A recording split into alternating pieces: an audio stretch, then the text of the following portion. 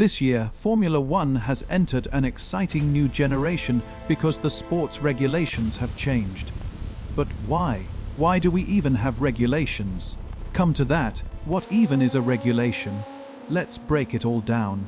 Put simply, a regulation is a rule or a directive put in place by Formula One's governing body, the FIA, which collectively controls how the sport is run. Every sport has the rules which define it. In some, like rugby or cricket, they're called the laws of the game. But in Formula One, they're known as the regulations or the regs, and they set the terms for everything from how many wheels the cars have to the podium ceremony, the size of the trophies, and even the post-race press conferences. Sorry, Tom Clarkson, your name isn't in the rule book. To cover all aspects of the sport, the regulations are split up into 5 separate categories. The first category is my favorite, the technical regulations. This is the set of rules that dictates how the cars are designed, built, and operated. The technical regulations document is hundreds of pages long and sets the parameters within which the teams are allowed to work when developing and racing their cars. The second rule book is the sporting regulations. These govern how race weekends are run, the distances of the Grand Prix, the awarding of points, as well as things like the rules around testing, protests, and indeed appeals, and the number of power units and gearboxes the drivers can use each season. Thirdly, since the budget cap was introduced in 2021, Formula One has financial regulations as well, and this restricts the amount of money that each team can spend every single year, and in some cases, how they can spend it. And lastly, we have the operational and related regulations, the newest of the rule books. These cover things like the team's mandatory 2-summer shutdown and the registration with the FIA of key team personnel like the team principal, the sporting director, and the race engineers. The FI publish all of these documents in full on their website, so you can download them and have a read of them if you're a budding F1 designer. So, why do we have all of these regulations? Why not just say the teams could do whatever they like, build whatever kind of car they like, and may the best team and driver win? It would sound fun, but motor racing is a very technical sport. And when the early enthusiasts got together and decided to create the FIA Formula One World Championship, they also thought it would be a good idea to set some ground rules to make sure it was fair and competitive. The initial set of rules that they came up with stipulated the size of the engines the competitors could use. And that first set of regulations was the formula of the new World Championship, which is how Formula One got its name. Ensuring that the sport is fair and competitive is still really one of the primary functions of the Formula One regulations to this day. It's not just my own entertainment. It simply wouldn't be an entertaining or exciting sporting contest if the teams all arrived at each Grand Prix with wildly different cars capable of very different speeds, even though it might sound exciting. So, the regulations are really there to provide a framework within which the teams can operate and compete on equal terms. The regulations, though, are incredibly detailed in modern Formula One, but they also serve to ensure that the sport maintains its identity. For example, they dictate that the teams must all build their own cars, hence why they're officially known as constructors, and that the cars must be open-wheeled and open cockpit. That is the nature of the sport. What is a regulation cycle? Well, it's nothing to do with the Tour de France or any other cycling contest you care to name. Of course, the current rules governing the sport are very, very different to the first set of regulations adopted back in the first season of Formula One in 1950, or even those from 1970 or 1980 or 1990 or even 2010. So why do the rules keep changing? Well, there's 4 main reasons: safety, cost, road relevance, and to encourage more exciting racing. And I reckon you probably care about the fourth of those most of all. The first F1 regulations were primarily concerned with engine size, but as the F1 designers and engineers found more and more innovative ways to make their cars faster, the regulations had to evolve with them, with pioneering thinkers like Colin Chapman, Gordon Murray, and Adrian Newey constantly pushing the boundaries of car design. Well, the evolution of the regs to keep up with new technology and new ideas has been part of Formula One's DNA for decades. One of the biggest regulation changes came after the teams developed ground effect aerodynamics on their cars in the 1970s. But by the early 1980s, this technology had become so advanced it was producing massive amounts of downforce, which in turn led to massively increased cornering speeds. The rulemakers decided to step in for safety reasons, and the ground effect era came to an end in 1982, forcing the team to design brand new cars for the following years. Following a completely different concept, the teams began to look to their engine suppliers to help make the difference in terms of performance. And the manufacturers responded by building ever more powerful and even more expensive turbocharged engines capable of delivering over 1,000 brake horsepower. Once again, though, it was decided that the cars were becoming way too powerful and indeed much too fast to be safe. So the regulations were changed to remove turbochargers from Formula One in 1989.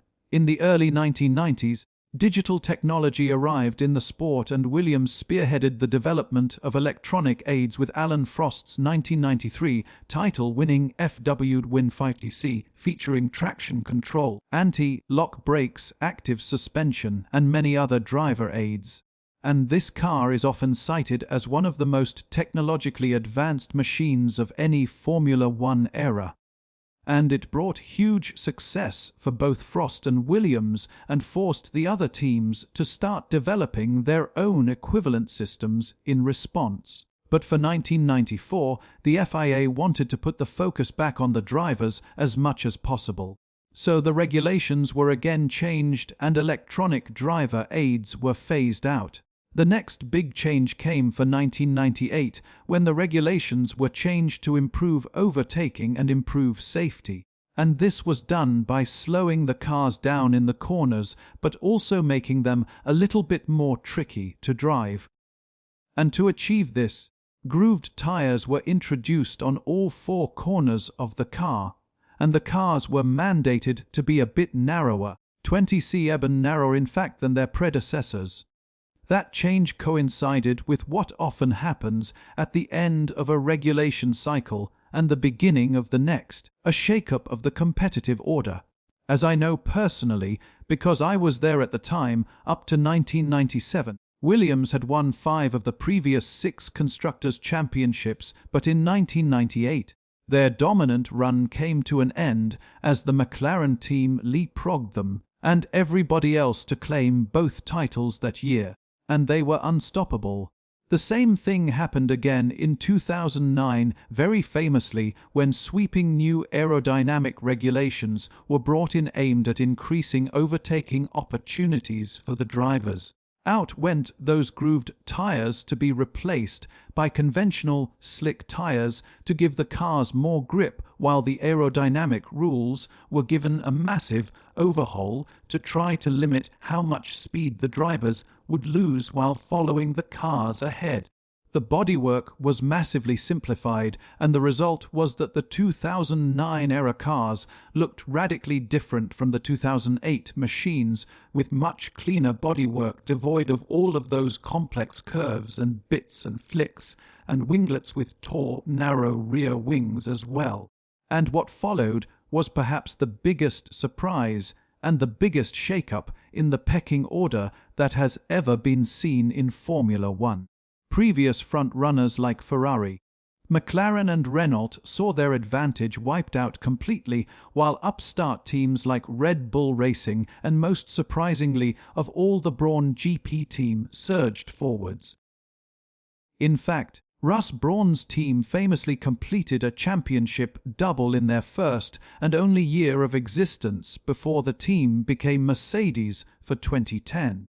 And it was that same team that really benefited from the beginning of the next regulation cycle in 2014 when it was decided to revamp the engine rules. In Formula, manufacturers are always keen to use their relentless innovation to help drive forward technical advances in the sport that they can use in their road cars.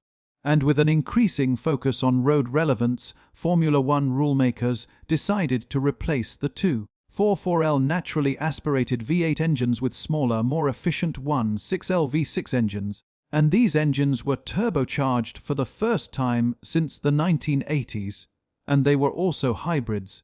Mercedes had been working really hard on these complex, new power units, and they really hit the ground running, wrapping up both titles in 2014 as they began the most dominant run in Formula One history. The pecking order was then again shaken up in 2022 when another previously banned technology was brought back into the sport, ground effect. This time Red Bull and Ferrari seized the opportunity presented by a set of new rules, and they managed to steal a march on all of their rivals. Though it was Adrian's Red Bull design team who continued to find more speed than the rest within the same regulations, and they pulled away from Ferrari and took over as Formula One's most dominant force, particularly with Max Verstappen at the wheel. Actually, that rules reset followed a year after another huge change was introduced to Formula One, which involved the creation of another entirely new set of regulations. However, this time those new regulations wasn't about the car design or the wings or the tires. It was about money and how that money was spent. Any form of motorsport is an expensive business, and over the years, the FIA has introduced various regulations to try to keep the costs down. For example, they limited the number of engines the teams can use over a season. But in 2021, for the first time ever, and after years of being proposed, F1 finally brought in a cost cap, restricting how much money each team could spend per year. This was a major change for the sport. Suddenly, every single dollar of expenditure had to be accounted for by the team, aside from a few exclusions like driver salaries, marketing budgets, and the costs of each team's 3 highest paid personnel. So if you employ Adrian Newey, well, that's one of them. And that rule change has fundamentally altered the way that the teams and in fact the whole sport are run, while also making it more financially sustainable to go racing in Formula One. So here we are at the big reset. Cadillac has joined the fray. Ford has returned to Formula One in partnership with Red Bull. Sora has become Audi, and Honda has joined forces with Aston Martin. The new cars are smaller, lighter, and more agile. They also have a shorter wheelbases than the previous generation of cars, and they are narrower overall, and this makes them more nimble, and it should encourage closer wheel-to-wheel racing on track. The drivers will also have new active aerodynamics. Corner mode will give the drivers more downforce to help them take the turns faster, while straight mode will see the drivers open the flaps on the front and rear wings to give them less drag and more speed when chasing down their rivals and trying to pass.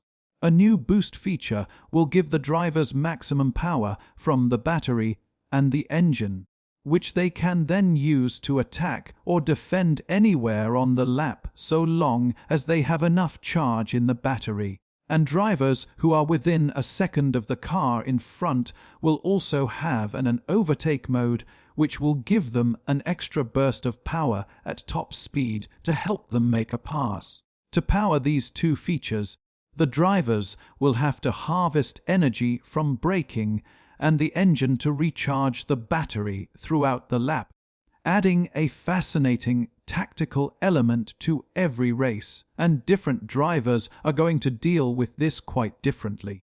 These new super-efficient hybrid power units will run on advanced, sustainable fuels. They'll have triple the electric motor power compared to the previous generation of power unit and an even split between the internal combustion engine and electrical performance. F1 has never stopped evolving, and it never will. Change is in the DNA of the sport. Drivers, team personnel, the circuits on the calendar, and of course, the cars themselves all change from year to year. The regulations evolve, too, to keep F1 technically relevant and keep it safe, and to ensure that the racing is as exciting as possible.